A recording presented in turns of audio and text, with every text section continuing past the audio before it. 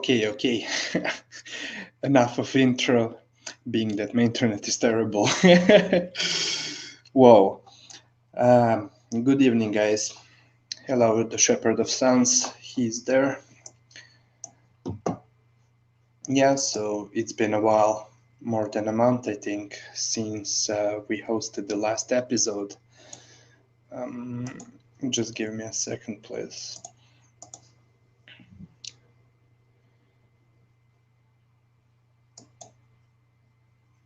Yeah, my internet is so terrible I couldn't even play the intro. But anyways, yeah, there are some changes that Corruption in Boxing and myself are going to do when it comes to this podcast, to this show, to this YouTube channel. And so I decided to speak about them. As you may know, the next week is going to be a big week, being that we are going to do a lengthy breakdown video on both fighters, on Estrada and Roman Chocolatito Gonzalez, who are going to fight in 2 weeks on March the 13th in Texas, I think. So yeah, get ready for that. I don't know if Corruption will be there and for how long he would be able to stay, but I'm sure I'm gonna be doing about 3+ hours long video. Yo, that guy, big up.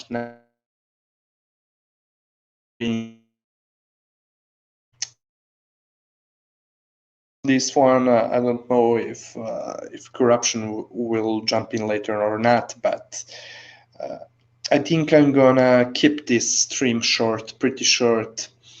But yeah, there are 3 topics, as you could see. Fights between Rakhimov and Diaz, and Berchelt and Valdez that happened a week or 2 ago. Since then, we haven't done any shows, so I decided to speak about them, but it's not going to be a lengthy show this time tonight. And an interesting topic. Okay, so let's jump straight into that topic, the coup d'etat of DIVAS. Yes, so some of you may be curious why just a day after Canelo having his fight. Oh fuck, I mentioned his name. You see where I'm going, but no, this is not about one single fighter.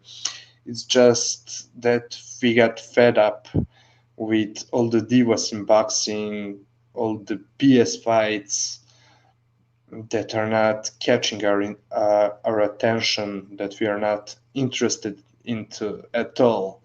So we decided that, and besides being busy, both myself and Corruption in boxing, yeah, I think that we are going to talk just about the fighters and the fights that are really interesting to us. No need to force ourselves to host a show every week, every single week, if there is not too much to speak about, So it's that simple, but I mean, boxing's been shit for a long time, but this time here we really got fed up. I mean, for different reasons, fighters ducking fighters. They all like to talk on Instagram, on Twitter, but not many of them are going to walk the walk. And so, yeah, there is simple no need to pay attention to them. Maybe sometime, one day, if they decide to have a real good fight, etc., we are going to talk about them, but the media creations, such as some of current big names in boxing, doesn't really interest us. So that's it. And I mean, another thing, you have a division like, let's take 135 for example.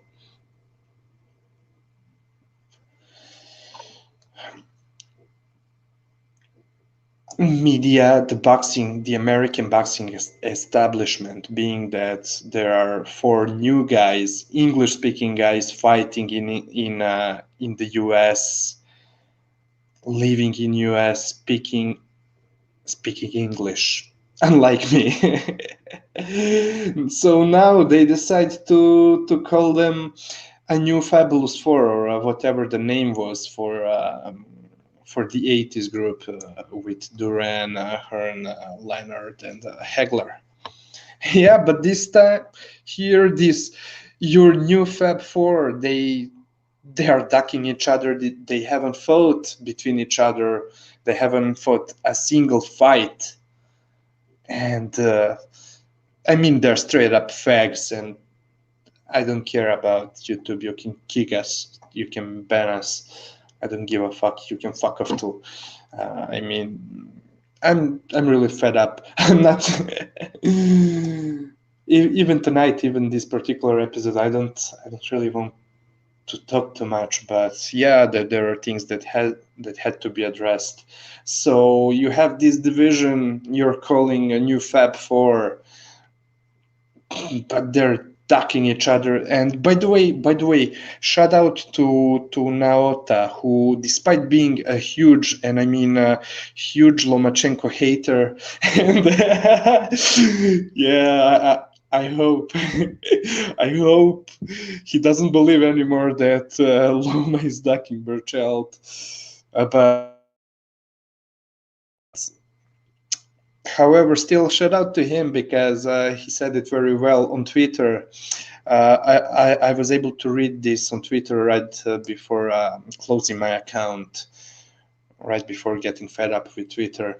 He said the real current Fab Four is the 115 division: Roman Chocolatito Gonzalez, Juan Francisco Estrada, Carlos El Principe Cuadras, and Sorungwisai.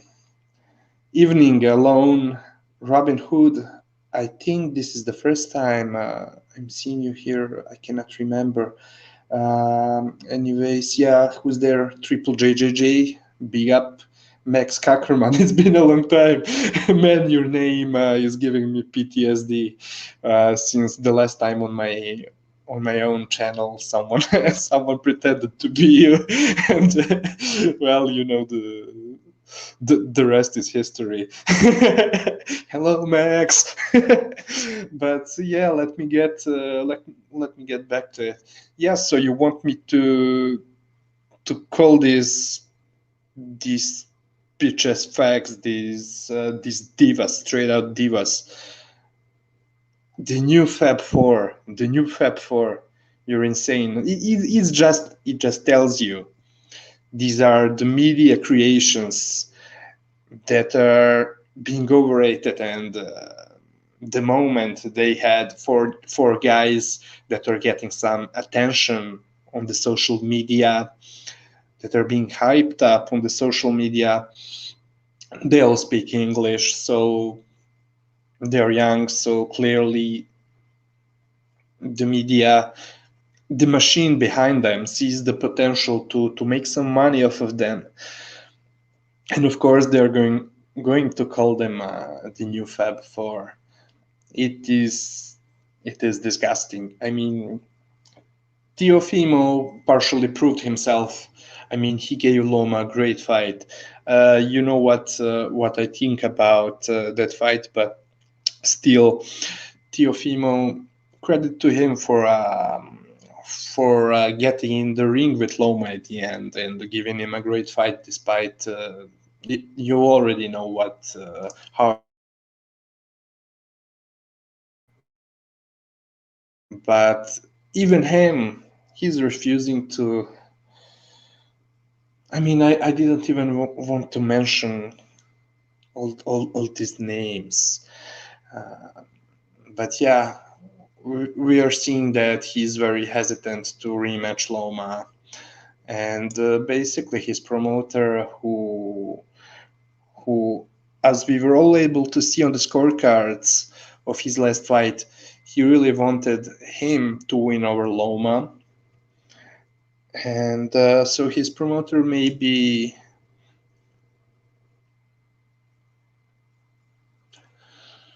realizing by now that he fucked over Loma over no one for nothing, that he made a mistake, unless Teofimo gets gets wiser and gets smarter. Yeah, Triple JJJ, the Fag 4. Exactly. Thank you. That guy saying the current Fab 4 130, 135 is Valdez, Tio, Shakur, and your fourth, to be honest. See, I mean, yeah, Valdez and Shakur. I mean, yeah, but still, they haven't fought in between each other, and at least Valdez is willing to get into fights. But I don't know. Hey, Raider D, good evening. Big up to you. Nice to see you. Yeah, so this episode is probably not going to be very long. At least it will give me some more time to chat with you. But yeah, Raider D, as I was saying, no need. Corruption and myself, we spoke about this recently. We are so fed up with boxing. First of all, in the past month, there was no really huge big fights. I mean, not big fights money-wise, but fights that really interest us, make us interested in following boxing. So that's also partially why we were not on the air this past month, as well as we were extremely busy. I've been busier than ever, spending a lot of my free time on some other private shit,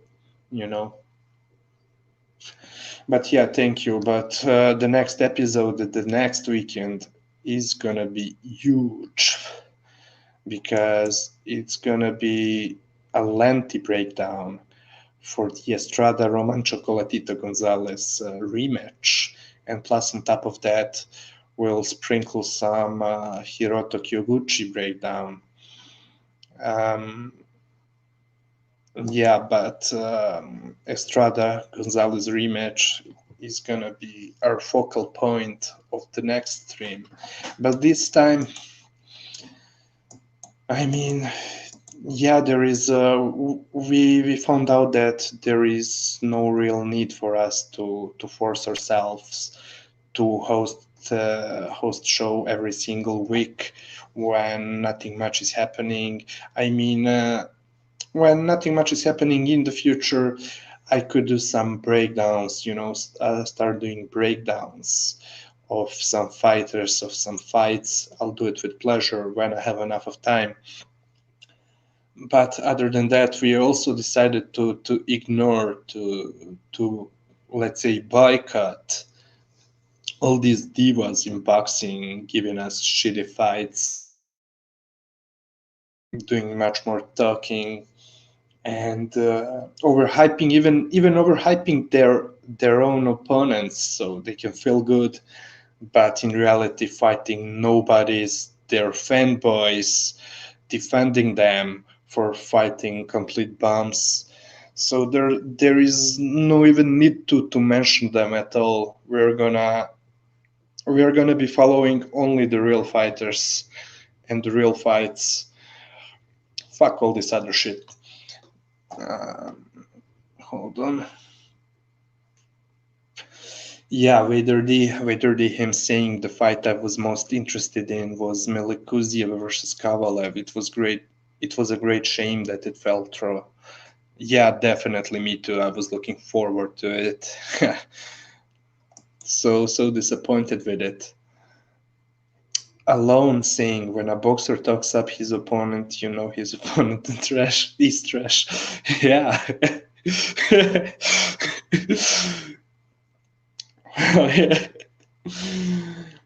Vader asking, did you see that Malakuziev was willing to take only 40K for that while Kovalev was due 2.5 mil? Yeah, exactly. I saw it from by the way, big up to Duck. Duck, I saw him sharing that info on Discord. Kuziev was only getting 40K, man. So yeah, it just tells you how hungry these Uzbek fighters are. And Melik Kuziev is a beast. Although I do think he's still very rough, and he has some things that he really has to work on. But otherwise, amazing talent. Very powerful, explosive. Yeah, they're really about it, Vader D. That's what I'm saying. Yeah.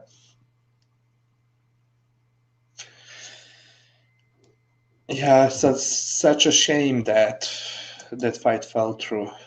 And another thing, again, shout out to Duck because I always forgot to bring this up. But since Corruption and myself, we did that episode after the Franco Maloney rematch, uh, where we both guessed that it was Maloney's punch that caused the swelling on Franco's eye.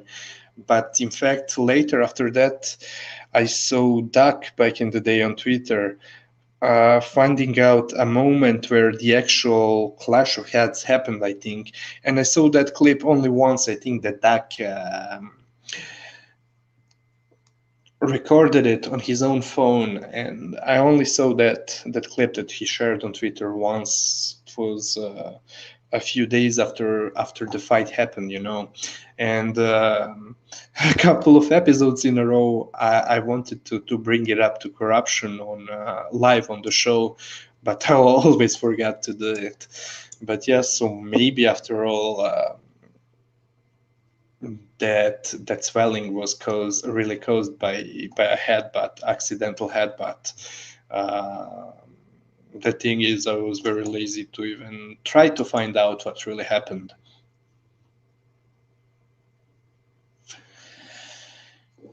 Yeah, so yeah, let's get into Jojo Diaz and Rakhimov fight.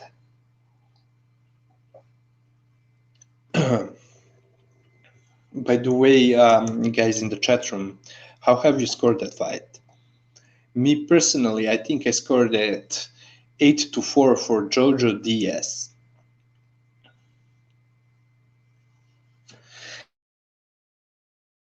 5 to Jojo.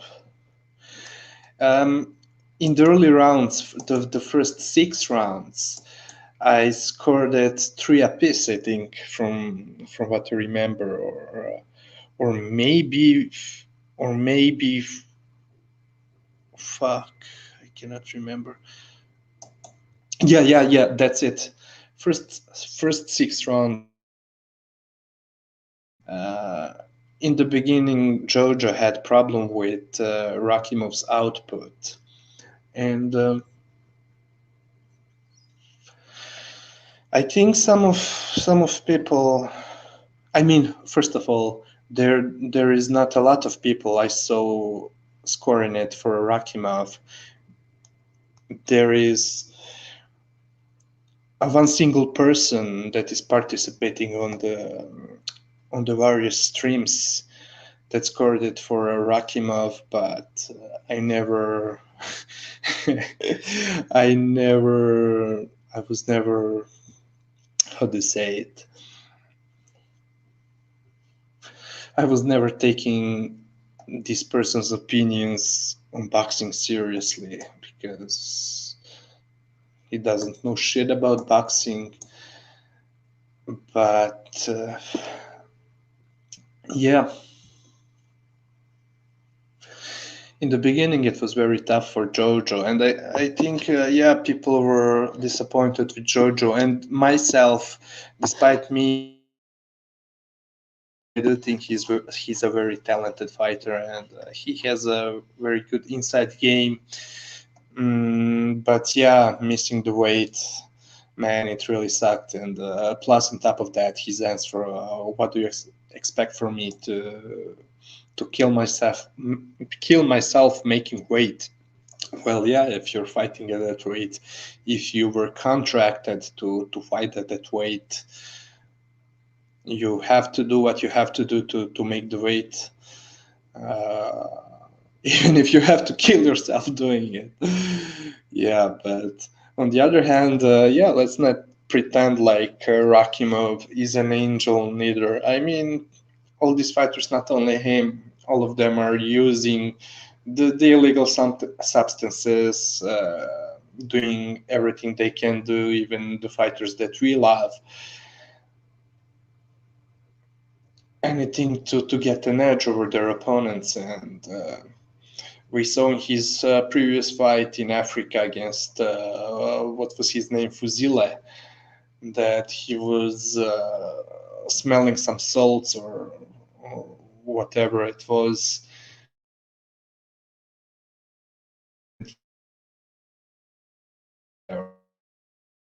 8th or 8th and 9th round, something like that. And it when his energy levels were starting to deplete, and since he sniffed those salts or whatever it was, it gave him another burst of energy, and he looked strong straight from the bat after that, from the beginning of the new round.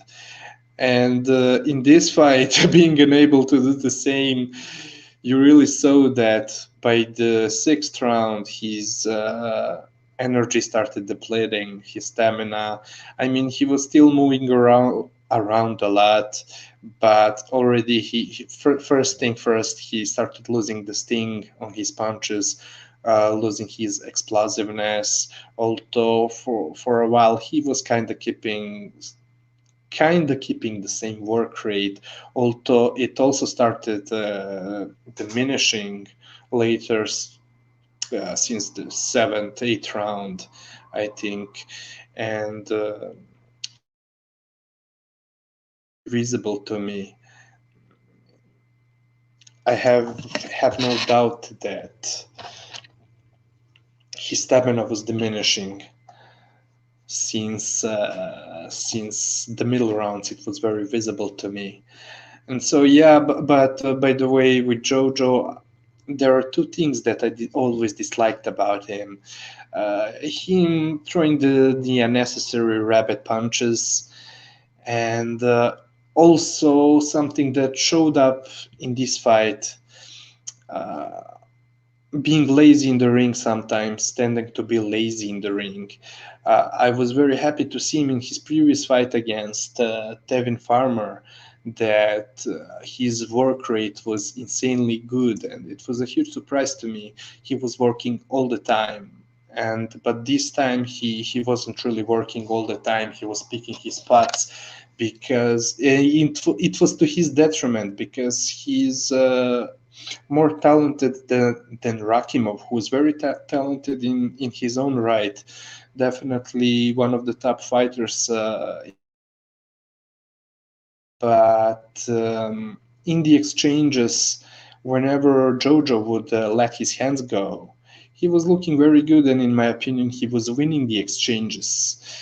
So I was so frustrated with him, and this was already happening in some of his previous fights, where he would not work a lot, probably not seriously physically prepared. And I was surprised that he wouldn't be very well prepared for this fight, because Rakhimov is a serious opponent, and yeah, and add to it him missing weight by 3.5 pounds. yeah, it really does look like he wasn't really training seriously or taking this fight seriously. Plus, uh, standing there, being lazy, not working a lot, not a big work rate, but every time he was letting his hands go, he was making the difference, landing the better punches, way better punches. And I think that there was like a couple of times, three or even four, 3 or 4 times where he just quickly stunned Rakhimov. I mean, nothing really seriously, but I could see by Rakhimov's reaction that he felt some of Jojo's punches really good, despite Jojo not being extremely heavy-handed fighter, which and his knockout ratio is a testament to it, that Jojo is not an extremely powerful puncher, but man, whenever he was letting his hands go, he would win the fight. Working against him in this fight was Rakhimov's own work rate, which was very high.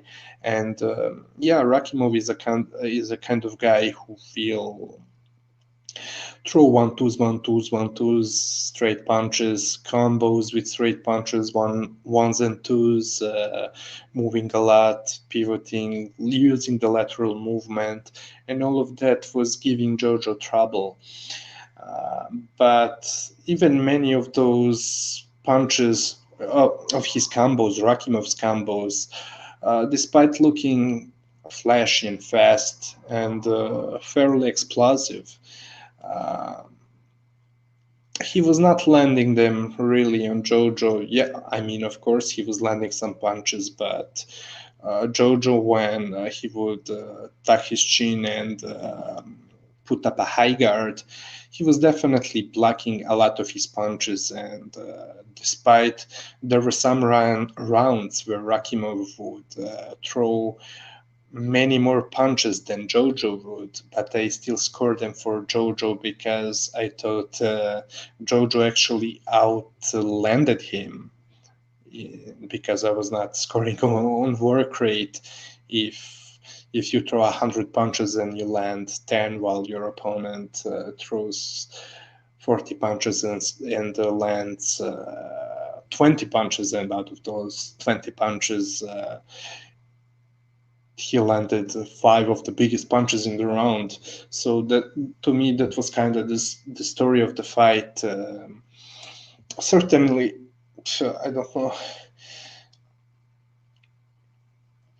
And yeah, Rakhimov was giving trouble to Jojo, not only with his combos, his output, but also moving, because Jojo also having a nice, I wouldn't say a bad foot for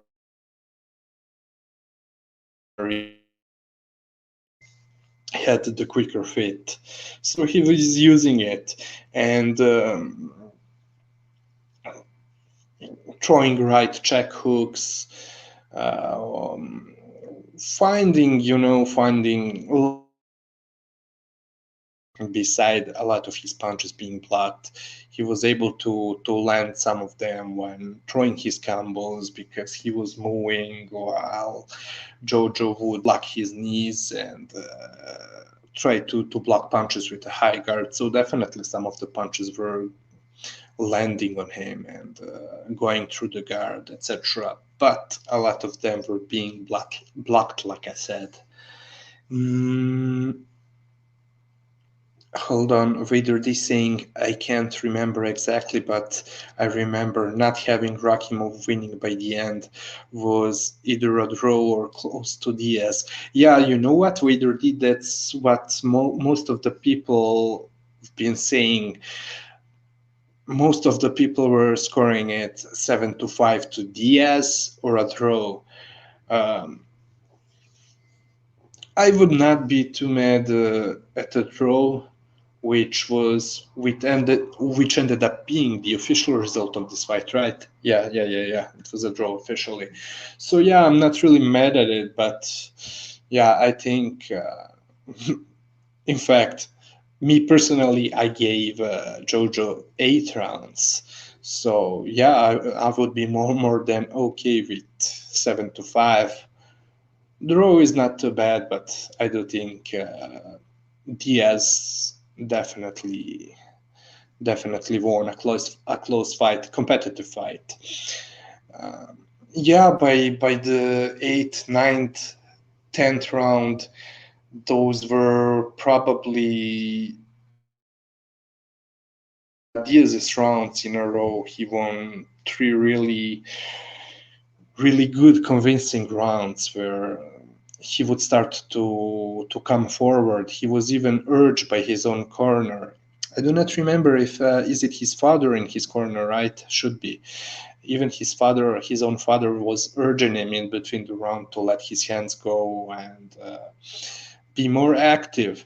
And he had to repeat it all over and over to Diaz, who, like I said, by the 7th round, really started throwing more. Finally, started listening to his coach and his dad, I think, if I'm not wrong.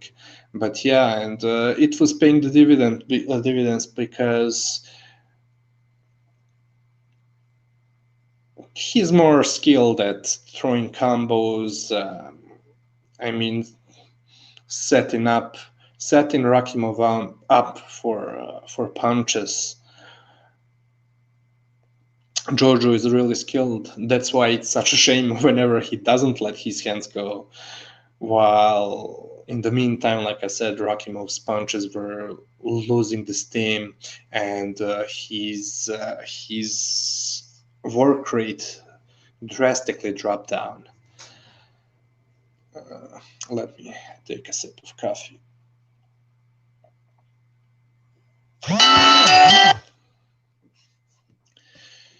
Yeah, so yeah, in the second half of the fight, I only gave Rakhimov only 1 round. But yeah, that's it when it comes to this fight. I really do hope that Diaz is going to get his shit together and stay disciplined, because that's the way it was looking to me the last time after the last fight with what's his name,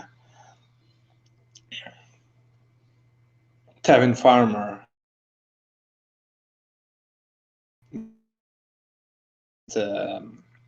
Farmer.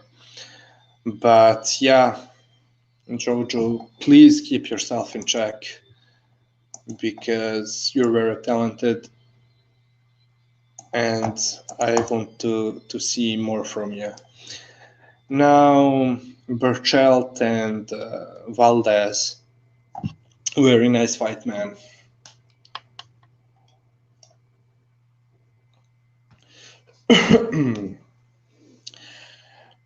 Yeah, the story of the fight was, I mean, even the fight started, most of the people were picking Berchelt. And me, myself, you know me very well. I hate to predict any fight without doing my film study on it first. And so I didn't have much time to do any film study, so I didn't know if anyone would ask me before the fight. I would say, I don't know who am I picking, because I was very aware of Valdez looking bad in his past couple of fights. So yeah, I wouldn't be very confident in him neither. Like 90% of the boxing fans weren't confident in Valdez neither. But I knew that technically he's much better than Berchelt, and that Berchelt is giving too much openings, and that is not very sharp, very quick, very fast. So that's why, sometimes, of course, even without doing your film study, you can pretty much know in advance who's gonna win. But it seemed to me, listening to people giving their breakdowns before the fight, I mean, it seemed to me like, man, I was telling myself, man, you don't really know what you're talking about, because Valdez, he can be sharp when he wants, etc. And it tells you that you should never. I mean, it can go both ways, but generally you should never write off any fighter who had a couple of bad performances if before those couple of terrible bad performances and the way he looked in his couple of previous fights, if he ever showed you that he can do something good, that yeah, you should never write them off. They can always find that another, how do I say it?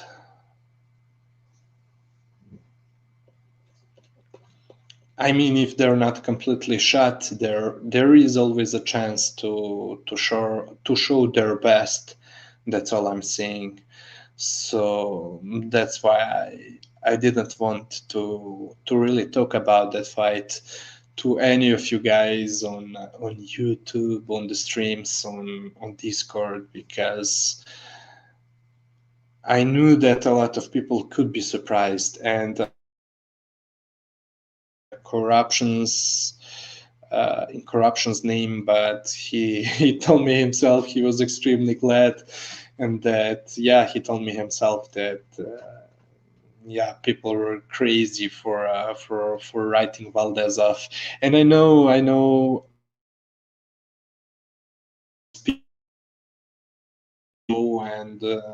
on Pound for Pound Boxing Report a long time ago, years ago, about Valdez, and I know very well that he always liked Valdez a lot. Alone saying Berchelt is terrible. Yeah, and yeah. By the way, I have to get into just mention quickly, because man, that guy is a huge Lomachenko hater. I mean, here we are not here we are not really about talking about the channels. We prefer talking about boxers, but see, he was one of the people saying that Lomachenko was ducking Berchelt, while in reality Loma never ducked anyone, and it was Berchelt himself admitting that that he doesn't want any unification content with filling crowds while defending his own belt. So he said himself he wasn't interested in any unification, and he was saying that for a long time. And a lot of us boxing fans were frustrated with him refusing to unify with anyone else. So, and by the way, yeah, but Valdez, look, this was a great performance for him, a great performance for a fight against Berchelt. Some things, some limitations, or however you want to say it. I don't want, I mean, to big him up too much. Although I do like Valdez a lot myself. I do think he's a very good fighter, and at his best, well, he just show you what he can do, and I do think that he can give help to some other top level fighters, even better than Berchelt. But I was still seeing some things that I've always seen in him, and that I didn't really like. I mean, I like Valdez, but I do think that there are some things that he should do better. But yeah, speaking of this fight, he was doing a great job of jabbing Berchelt and countering him with a jab. sometimes quick jab, but a lot of times a stiff jab in his nose, in his face, really busting him up. And I do think that was the first punch that started bashing Berchelt's brain against his own skull. I mean, imagine constantly getting countered by a stiff jab in your nose, in your face. After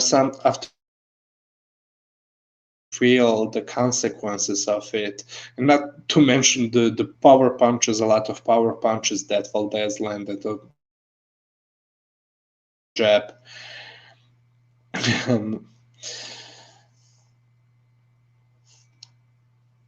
Yeah, he was doing well. I mean, like I said, Berchelt, this is a type of guy who, like I would say, you can run a truck in between his punches, a Mack truck in between his punches.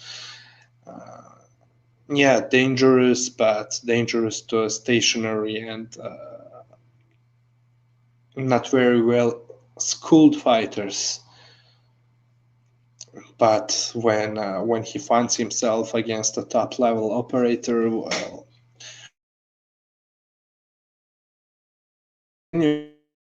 he he was using his size, his dimensions, his work rate against the smaller fighters, and at the same time for this fight, that weight training looks like it finally caught up with him. Yeah, Max likes to block punches with his face. Yeah. Wow, he did that a lot in his last fight. But no, I'm not trying to bash Berchelt. Yeah, he was definitely a problem for all the fighters in his division, but it was thanks to his size and his output. Anyways, at the same time, I do think that since the first round he was looking slower, even I mean not slower, maybe it was Valdez's quickness that was just magnifying the problems that Berchelt already had all the time. And yeah, even corruption calls him a bum. And yeah, the way he wasn't able to cut off the ring. He was really slowly plodding. I don't know, and it was very easy for Valdez to hit him with his. Valdez, on the other hand, kind of telegraphs his punches a lot all the time. It was especially visible in his previous fights. Here he did less of it, and but still, even his jab, I saw that someone with a great timing could see it coming and defend from it. So yeah, imagine Shakur. He may do. I mean, I'm still not giving a prediction for that fight or anything, but just keep in mind that he could possibly take that jab better by not taking it at all, but because he has a better timing than Berchelt, definitely. Yeah, and another thing that I didn't like about Valdez is that he doesn't really feint, and man, him learning to feint since his beginnings, because, for example, unlike myself, corruption was following Valdez since the amateur setting. I mean, yeah, definitely since the amateurs. While I haven't been following Valdez that long, like corruption in boxing. So he may have seen some things that more of his talents than I.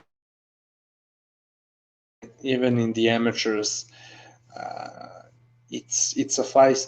Those are fast-paced fights, so you really don't have any time to, not a lot of time to set up your punches to feint. It's rather about your quickness, and so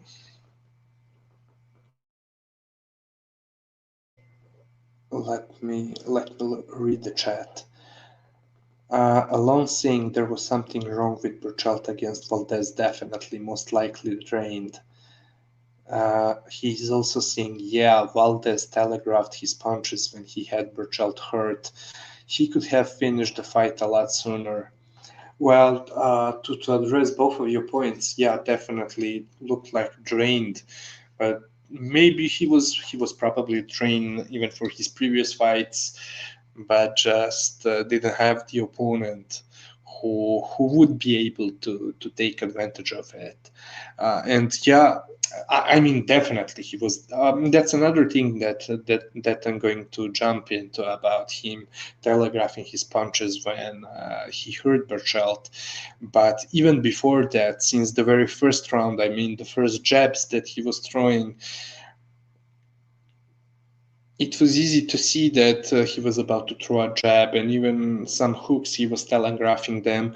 Although generally in this fight he kept his left hook nice and sharp throughout the fight for the most part, but I was still seeing the moments when he was loading too much on it, telegraphing it, and yeah, and but one thing that would definitely help him get Berchelt out much sooner would be the feints, and he only threw one or two feints very late in the fight, and I just don't understand why he isn't doing it at all. It would it would stay like 30% in my opinion. It would make him much more deadlier. His offense would be definitely much deadlier than this. And yeah, I mean, he was sticking for this fight. Valdez was sticking to basics and not doing. He hasn't showed us a huge repertoire of moves, but you don't have to do it. You just have to do enough, and Valdez did more than enough. He was being disciplined, keeping it simple, keeping Berchelt off balance, controlling the distance. I mean, I don't want to dismay as while he had a very good performance against Berchelt, but I'm like I agree with it with all the good things that he did in this fight. It's only that I don't feel the need to mention them. I want to address some other points because the things that he did that he was doing well in this fight were those were a couple of basic things that he was doing extremely well, jabbing, keeping him off balance. Yeah, I didn't like the clinching because I'm someone who hate jabbing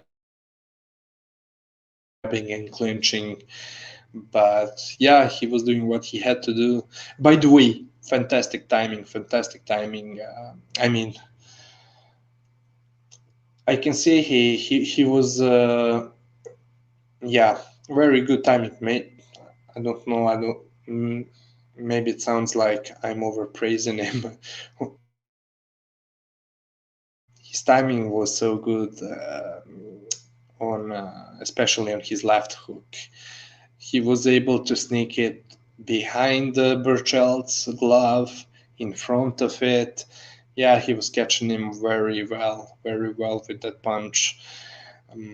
What else? Yeah, I think that he was fairly accurate with his punches.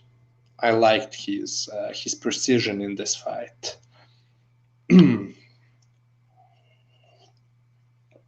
By the way, um, happen.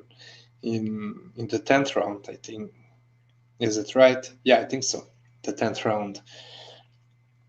I only gave 2 rounds to Berchelt, the 6th and the 7th round. So it tells you that Valdez had a great night.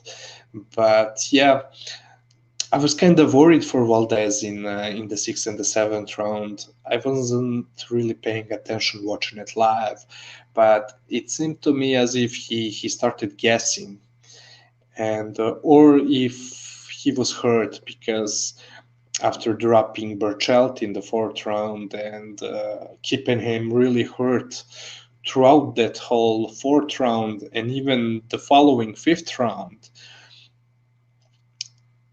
I saw some things that really worried me when it comes to Valdez. His expressions when Berchelt was pressuring him, and whenever Berchelt would get him on the ropes, were kind of worrying to me. I saw I saw a couple of times a worrying look in his own eyes, but he was getting out of it. He did a smart thing. He started clinching before pivoting out behind Berchelt. But yeah, for my taste, he started doing it a bit too much. But yeah, it was definitely a smart tactic.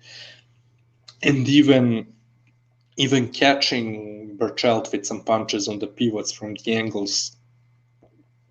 So yeah, though that's another thing that he was doing very well. But one of the reasons for me that he either started guessing or got hurt in that 6th round and the 7th was because in those 2 rounds he so it was much easier for Berchelt to close the distance and trap him on the ropes. Sorry, give me a second. Have to take a sip of water.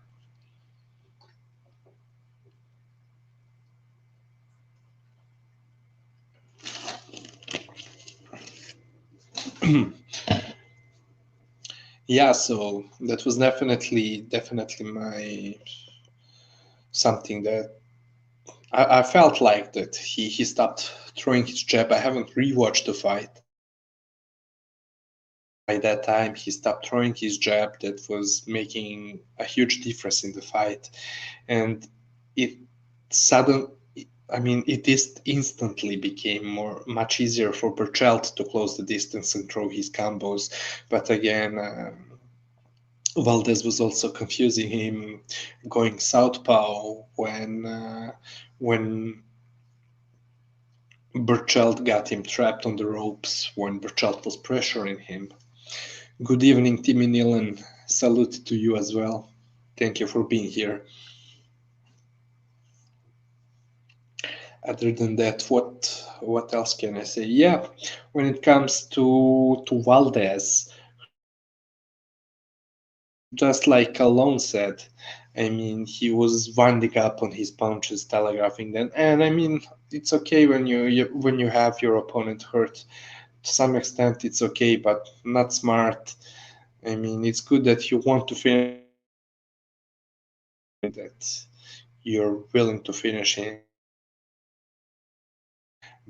but those punches, when you're winding on them, that's so easy to see. It depends.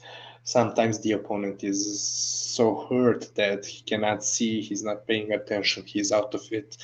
So you may catch him, but when every single of your punches is like that, it's much easier to block and survive them. So it's counterproductive to you.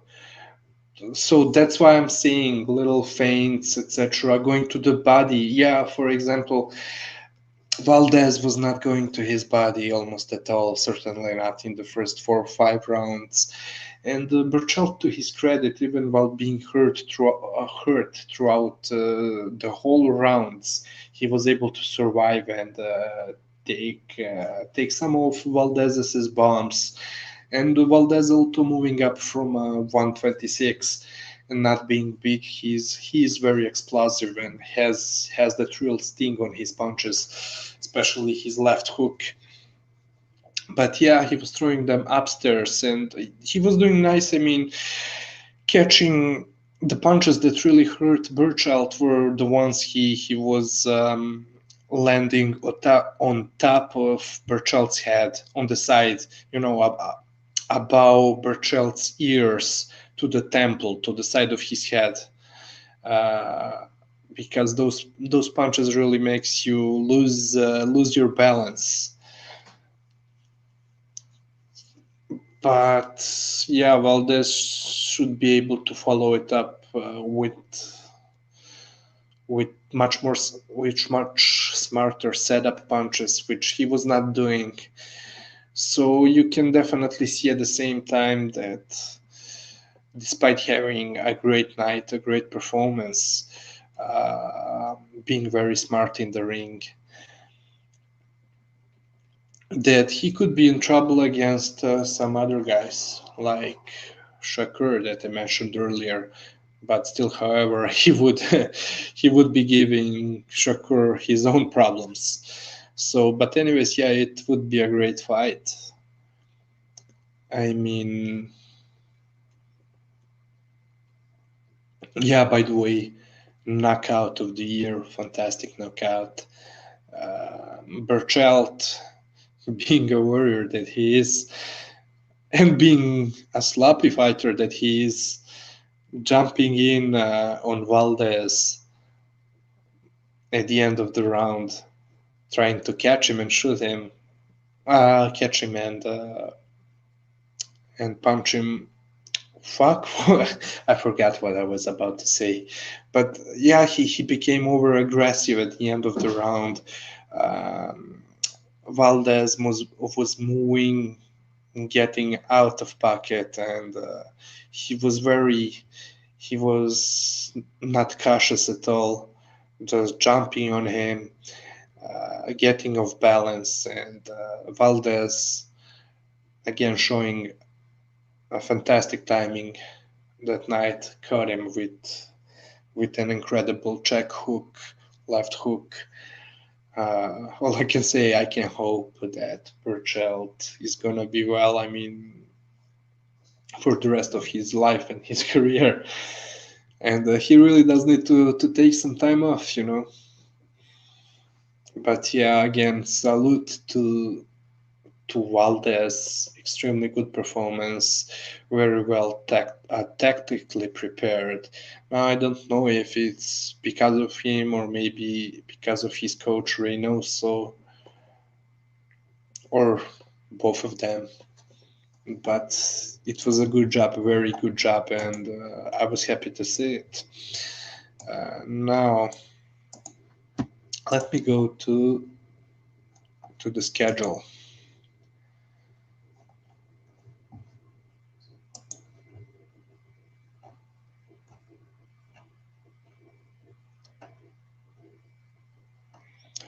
Oh yeah, on the same day that Estrada and Gonzalez are fighting, Srisa Ketsur Rungvisa is also fighting Seymour Singh. I think he's fighting somewhere in Thailand, maybe not. No, oh yeah, in Thailand. A matchroom fight in Thailand. Yeah, so Srisa Ketsur Rungvisai versus Kwantai Sitmore Singh. Yeah, it's gonna be on the zone as well. Hey, son Brit, what up?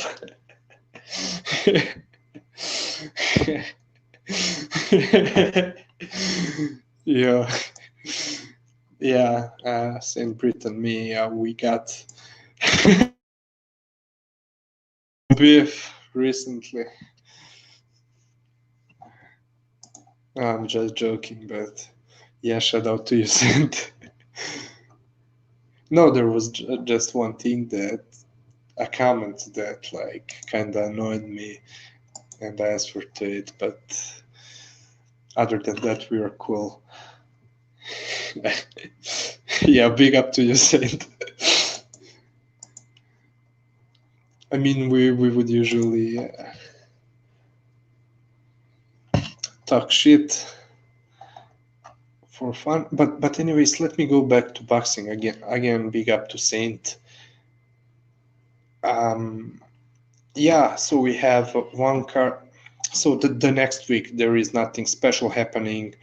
There's a female boxing card that this channel doesn't care about.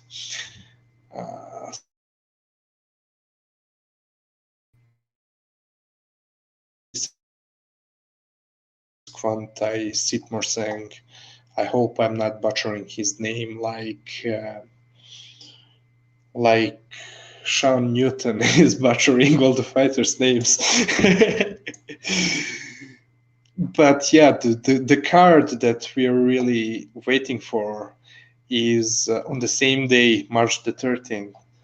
Juan Francisco Estrada versus Roman Chocolatito Gonzalez, the rematch for WBA and WBC super flyweight titles. So the next week, at least myself, I don't know if Corruption in Boxing will be here or not, but I'm preparing you a huge breakdown video. I mean, I'm gonna be doing it live with you here, studying the films live of Juan Francisco Estrada and Roman Gonzalez. I really prepared a lot of material, a lot of video clips. So in my own guess, it's gonna be 3+ hour long.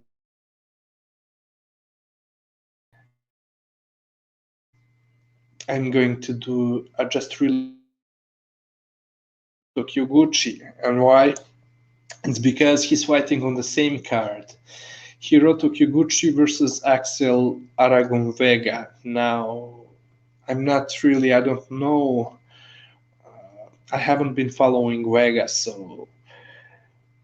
But, anyways, it's a showcase fight for Kyoguchi since signing with Matchroom, with Eddie Hearn's Matchroom. So it's a good thing. It's a huge thing that he got signed to Matchroom because they've been slowly gathering the light flyweight fighters on the zone, and it's really nice that now a lot of flyweight fighters are fighting all on the zone. We were already able to see them on some of the previous cards, and it means that a possible tournament, which was already in talks, I think, or there were some rumors of it at least. So it would be huge if it happens and the zone gets the rights to that tournament, because I mean, Corruption in Boxing been following that weight division much longer than I have, and he can tell you all about how deep the division is, how exciting the division is. And yeah, Hiroto Kyoguchi definitely a great talent. And yeah, while we've been mentioning Corruption and myself, that since these US promotional companies and TV networks got into the lower weight divisions, lower weight classes, we started to worry a bit, because they're already separating the fighters, like it was the case in between Inoue's Top Rank and John Riel Casimero's Showtime. You know, PBC and Top Rank, ESPN and Showtime.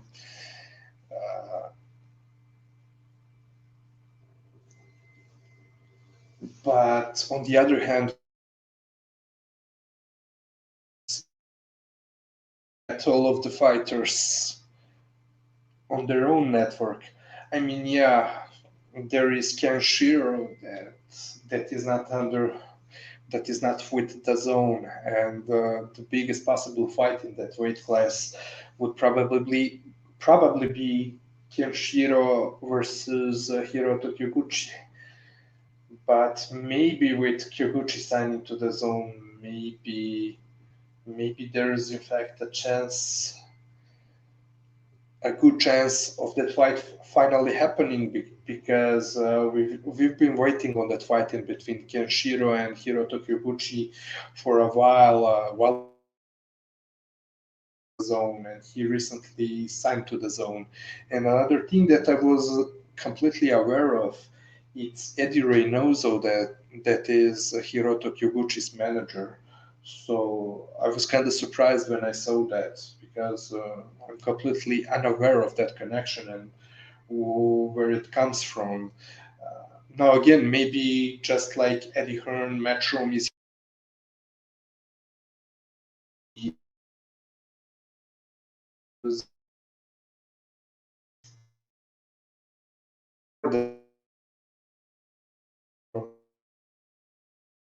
Oh, I got so lost. I got lost. Manager. The manager is the right word. Yeah, maybe the zone maybe signed Eddie Reynoso as his manager. Maybe it was Reynoso who brought him to the zone. I don't know. But yeah, in fact, contrary to ESPN versus Showtime, Inoue versus Casimero thing, Kyoguchi being signed by the zone, on the contrary, gives me some hope. Gives me hope that we are closer to making that fight between him and Kenshiro. Because, like I told you, while both of them were in Japan fighting for the Japanese promoters, Kyoguchi and Shiro, they were not signing that fight because they were on the opposite networks. But being that, sorry for the background noise, being the, it seems that the dynamics are kind of different here, because these are not, we don't have two rival Japanese networks here, and I mean, uh, corruption is not here because he knows how is it functioning in Japan much better than I do. But from what I got before is that they were on the opposite TV networks, Japanese TV networks, kind of like Casimero and Inoue are in the US, ESPN Top Rank versus Showtime. But maybe this is something that is changing the dynamics. Maybe not Showtime, maybe the Zone has more can bring in more money and make that fight more interesting for even make it bigger in Japan. You get what I'm saying? I'm kind of talking out of my ass, but at least that's what I'm hoping for. Maybe I'm wrong about it, but I hope it's the case.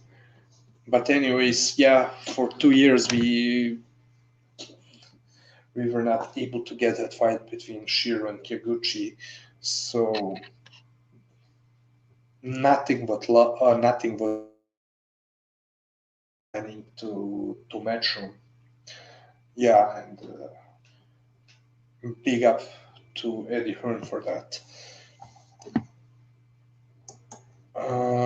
Yeah, by the way, Vader D asking, did you catch Parker versus Fa? Yes, I have. Yes, I have, in fact. Indeed, Vader D.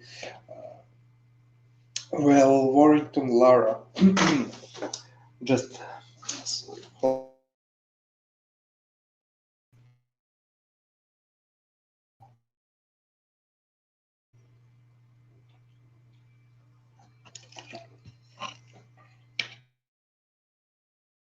Warrington Lara. I'm not sure. I mean, possible. It's always possible that the dynamics are very different now that the fighters are fighting in the bubbles. In bubbles, how do you say it? I don't know. There is no crowd, and Warrington definitely is someone known for it. From his city, from oh, is it? Sorry if I'm making an error, if I'm making a mistake, but is it about also the Leeds fan? That's his football club, right? Leeds United, Leeds. I'm not sure about it, but anyways, the the ultras, the supporters of his local soccer football team are all supporting him. So yeah, maybe, but I'm still not sure. I'm not 100% sold on it. I do think that he was someone that, and I mean, with the time, yeah, maybe he got told, maybe he was not very well prepared for that fight, but I do think that there were signs that he could be beaten by this kind of fighter. Ah, yeah. So whether this confirming it leads the land of webbed toes. What's that? I don't understand. But yeah, so thank you for confirming it to me. The Leeds United, yeah. Shout out to Mark Viduka and Harry Kewell.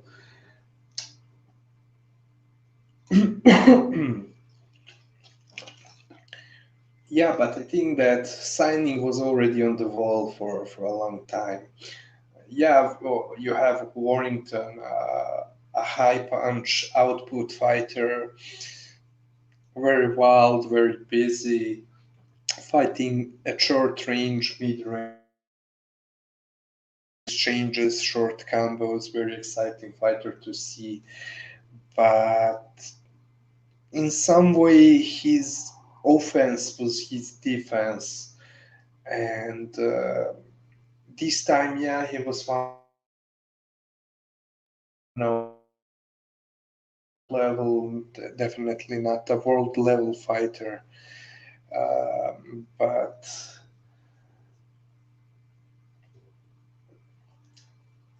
But all he needed was to be placed in front of a fighter who's tough enough, sturdy enough, who can take his punches, and a hard puncher, you know.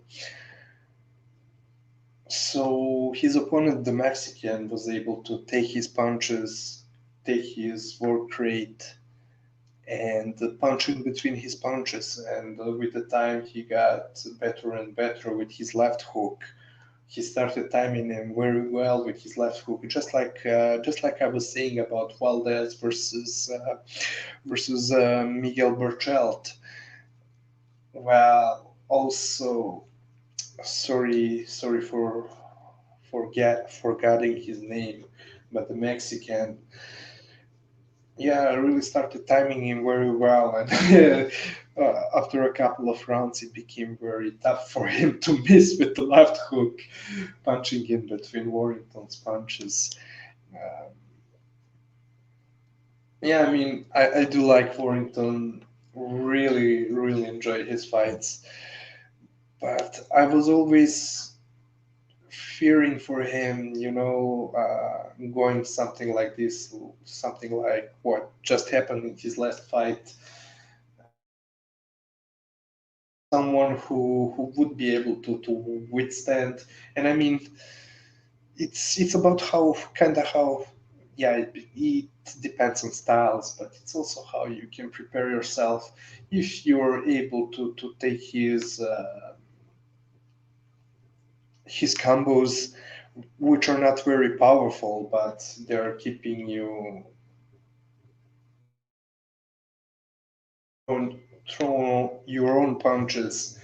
If you find a way like his Mexican opponent did, to sneak his punches in between his punches. He's fast, quick, explosive, but not very powerful combos, while Warrington is throwing punches and bunches. It kind of, I don't know, I'm not sure, and I haven't seen many of Warrington's fights. I'm not an expert on him, but it seems to me like maybe there's a difference. Maybe he was looking much worse from the beginning than compared from his previous fights. But from what I've seen from him, it seemed to me like, yeah, if you find a guy who can stand there with him in front of him and throw with him, uh, who has a chin and packs a good punch, maybe he would be in trouble. And that's just what happened in that fight. And then, Mark in the chat room, yeah, I mentioned Mark Viduka and Harry QL because that was the time around the time by that time I stopped following the real football. Yeah, the real football. I was a huge football fan, the real football fan as a kid, but afterwards I stopped really following it. But I remember how huge Leeds was. I mean, a very attractive team with QL and Viduka back in the day. But enough of it. Yeah, before talking about Parker,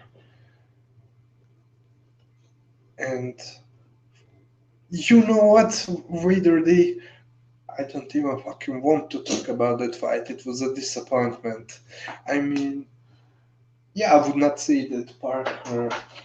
I would not say that Parker would go into that category that I talked about earlier, the category of divas and duckers. But it was not an exciting fight. Yeah, I think it was a close fight. I'm kind of uninspired to talk about that fight.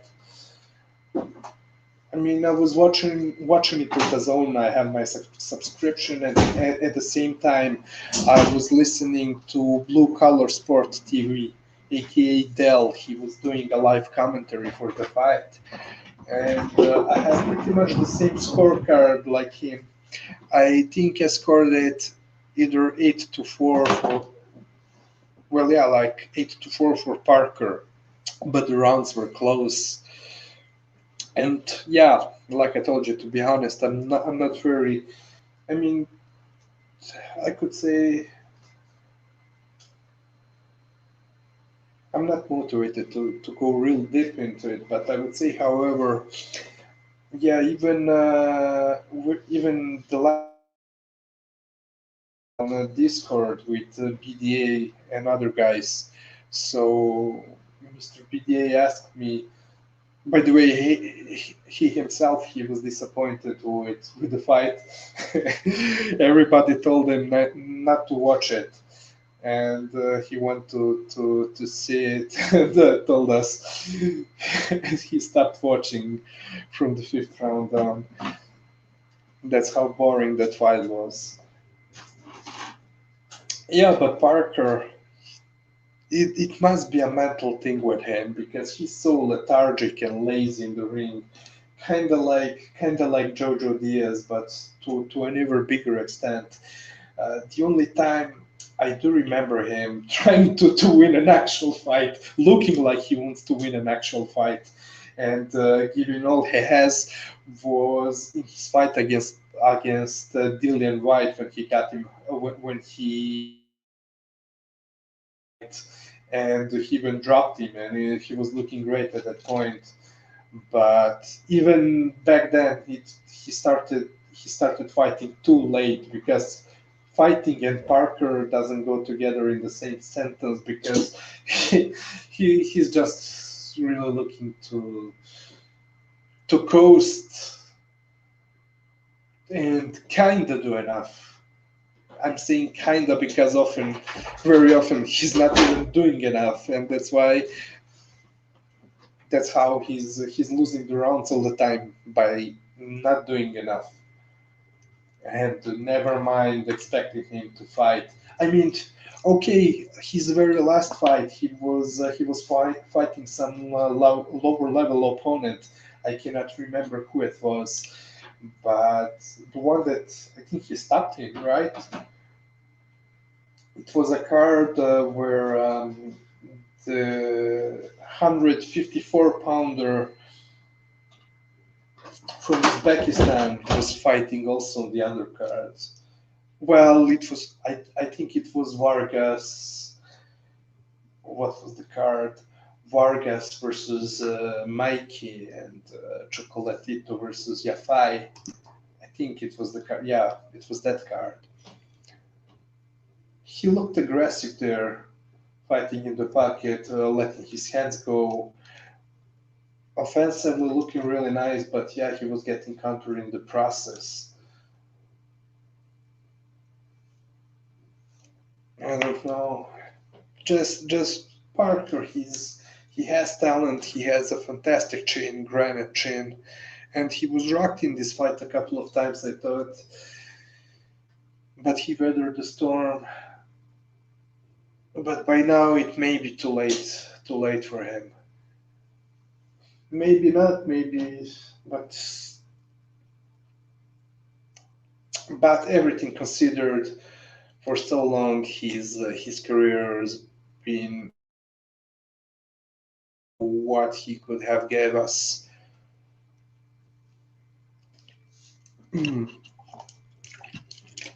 Vader D is saying, I didn't appreciate Lara much watching it live. So the Mexican guy was Lara. Thank you. But after rewatching it, he sets up his punches very well, bringing the power from his feet through his shoulders. He was able to take three and land one, but still come out better.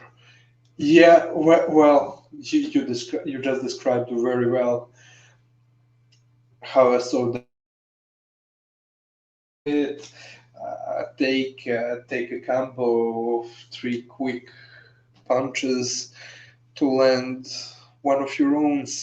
And yeah, Lara definitely looked, like he was throwing with all of his power, or at least that he's heavy-handed. He's saying, I think Warrington throws a lot of shoe shiner type flurries that look good to the judges, but in slow motion do not look good at all. Yeah, that's another thing. That's another thing. I mean, okay, at the same time, yeah, you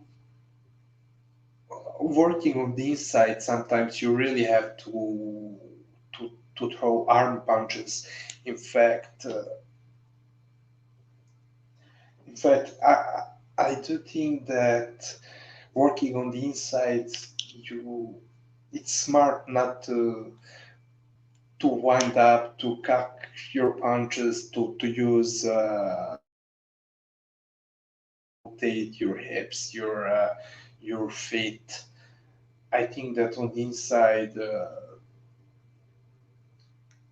fighters should throw punches differently, and I'm going to address that point in some of the future shows because yeah, I have a couple of technical things about boxing that I wanted to address, inspired by the other boxing channels as well. I mean, the topics that they were bringing, like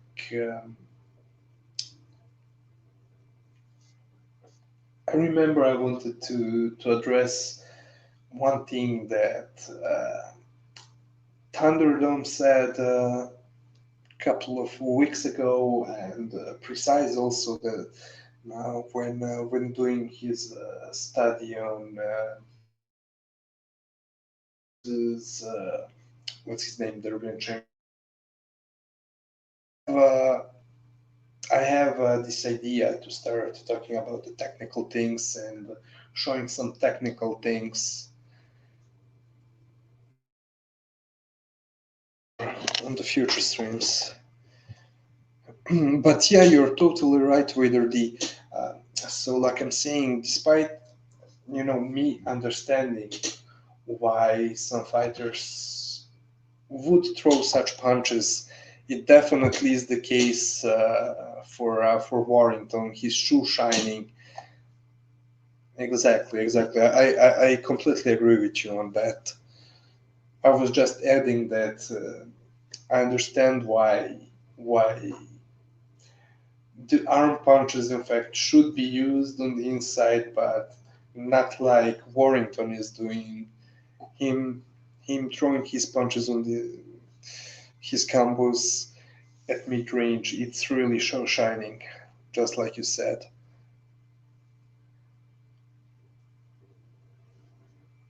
Uh,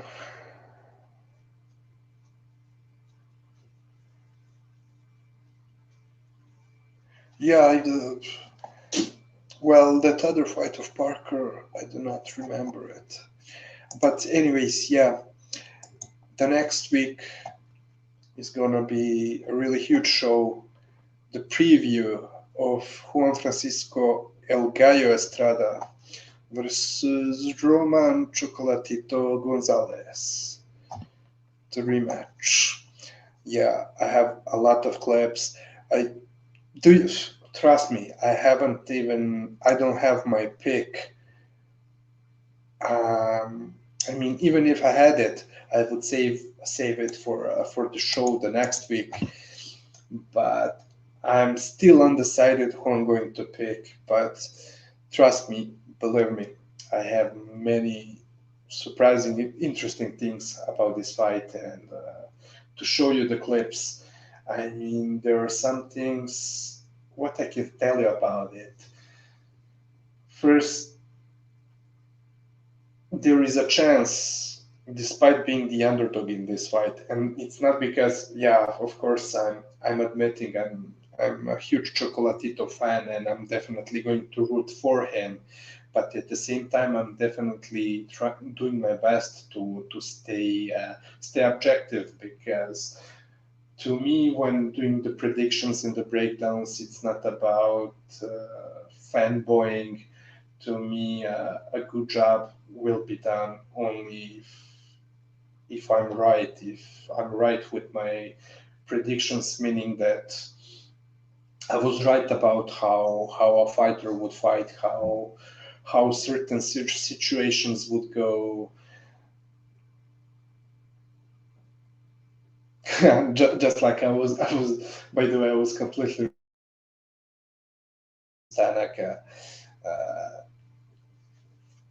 the things that the situations that I was bringing up in my breakdown, I was so spot on with it.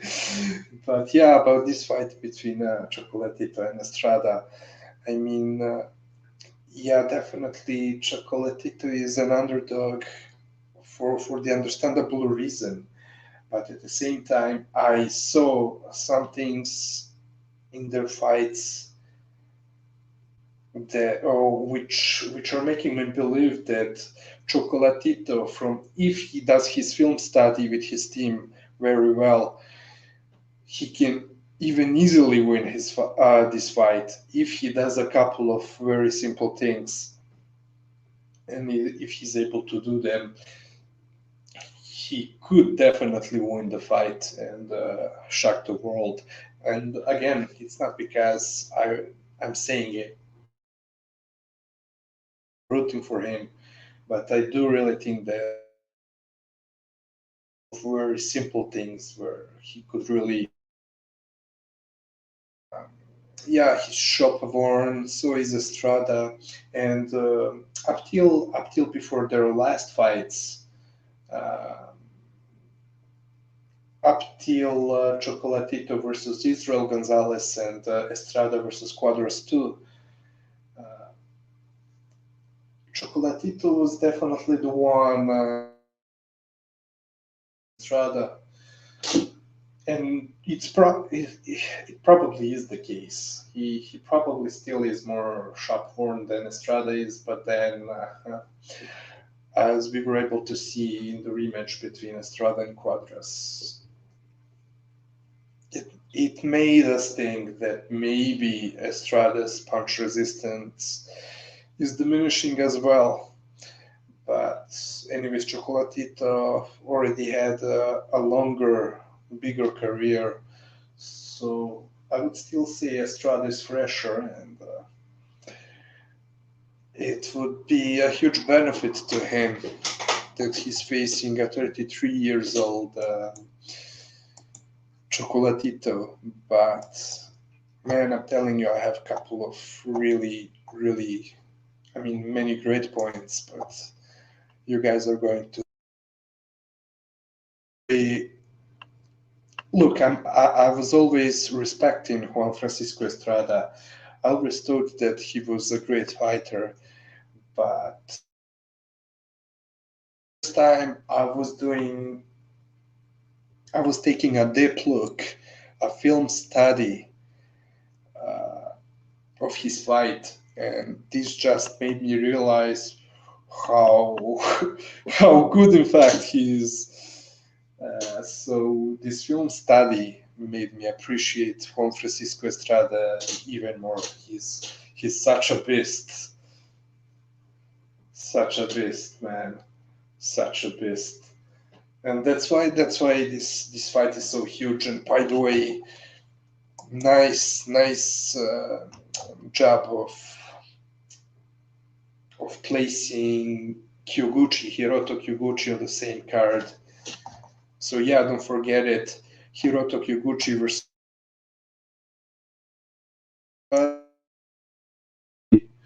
a new signing to match. We're gonna be seeing Kyoguchi more often on the cards in the West, in the US. That's a great thing because he's very talented, and anyone who doesn't know him, keep an eye on him. I don't know. I discovered him only not even 2 years ago, thanks to corruption. But man, such a nice fighter to watch. I mean, just like the whole 108 division. But yeah, so for the next episode, like I told you, I'm gonna be doing a short breakdown on Hiroto Kyoguchi as well. Nothing big, nothing huge. I'm even wondering if I would have enough of time to do it, but I'll try to take 10-15 minutes to showcase some of Kyoguchi's techniques. In the chat room, Jedi's post. I'm not gonna read this name. Hello there. But unfortunately, while I already went much longer than I was expecting for, I'm gonna end the stream. But yeah, the next week, huge breakdown video, huge breakdown session for Juan Francisco Estrada versus Roman Chocolatito Gonzalez. Also breakdown of Hiroto Kyoguchi's techniques. And like corruption in boxing would say, sayonara.